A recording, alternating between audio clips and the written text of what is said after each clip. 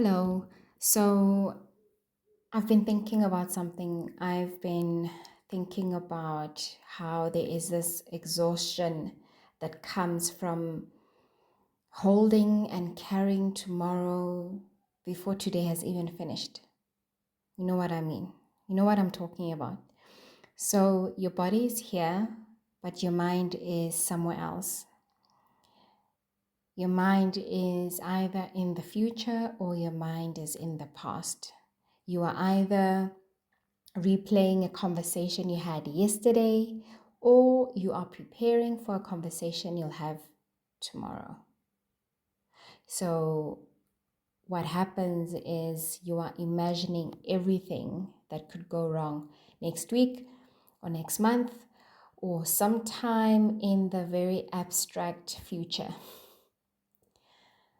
And somewhere along the way,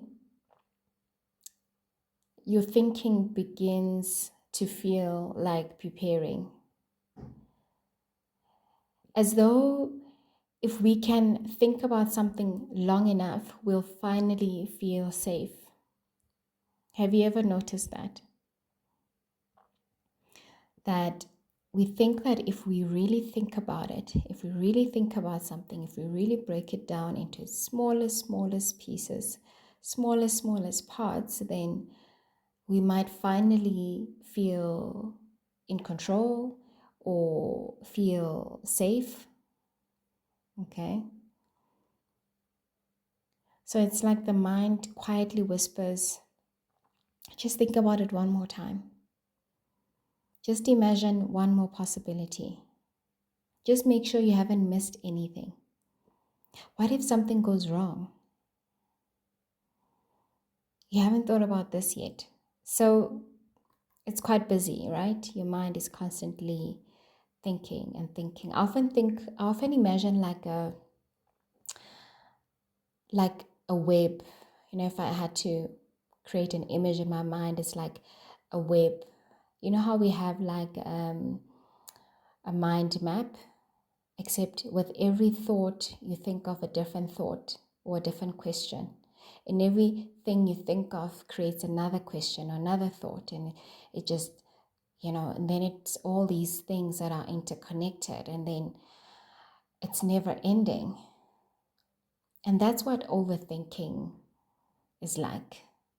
You think of something, you try to break it down, but each small part of it creates another whole world, another universe of questions and thoughts. That's overthinking, right? The thing about anxiety is that it never says to us, okay, you've done enough thinking for the day. You can rest now. Instead, it keeps on offering different, new and different questions. Another possibility, another what if this, what if that? And so it goes, and it's endless, and it's tiring, and it's exhausting. So, one thing I want to say about anxiety is that anxiety is one of the most common human experiences. Yet, I feel that many of us misunderstand what it's trying to do. We often experience anxiety as something to fight against. We want to prevent it. We want to avoid it. We want to get away from it. We want to get rid of it. We want to get rid of it as though it shouldn't be there. But psychologically, anxiety isn't the enemy. It's actually a very human and very normal experience, right?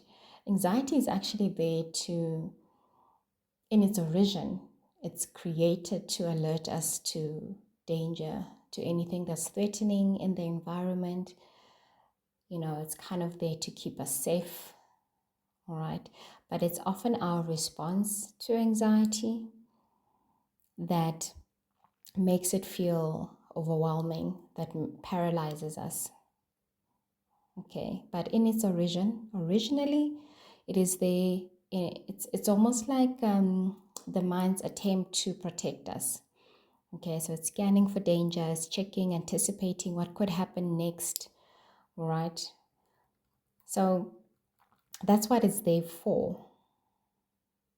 It tries to prepare us for uncertainty. The only thing about uncertainty is this is that life cannot give us certainty. Okay. The kind of certainty, at least the kind of certainty that our mind is constantly searching for. Because uncertainty isn't a mistake, it's part of the human experience.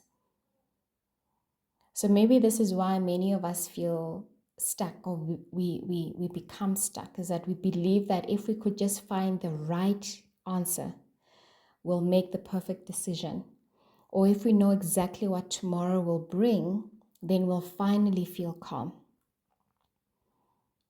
But maybe calm doesn't come from becoming more certain.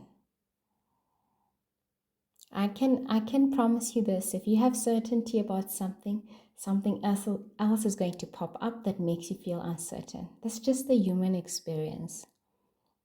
Okay.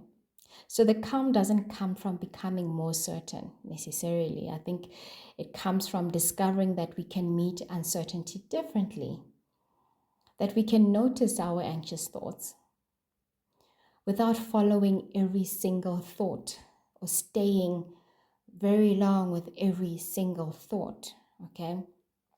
That we can feel anxious without allowing anxiety to make every decision for us. That we can move forward even when we don't have all the answers. So perhaps the goal was never to eliminate anxiety, okay? Not to eliminate it. Maybe the invitation is to build a different relationship with it. And this is what I think about all our emotional experiences. It's not to eliminate those emotions. It's to have a different relationship with each emotion. Okay? So this reflection that I'm having now is only the beginning of the conversation. In the Being Human workshop that is entitled, Why Do I Feel So Anxious? I'm going to be exploring these ideas more deeply. I'm going to be reflecting on how they show up in our lives, and more importantly, how to help us, develop more practical psychological tools for responding differently to anxiety. So if that feels like a conversation you would like to be a part of, I'd welcome you to Being Human.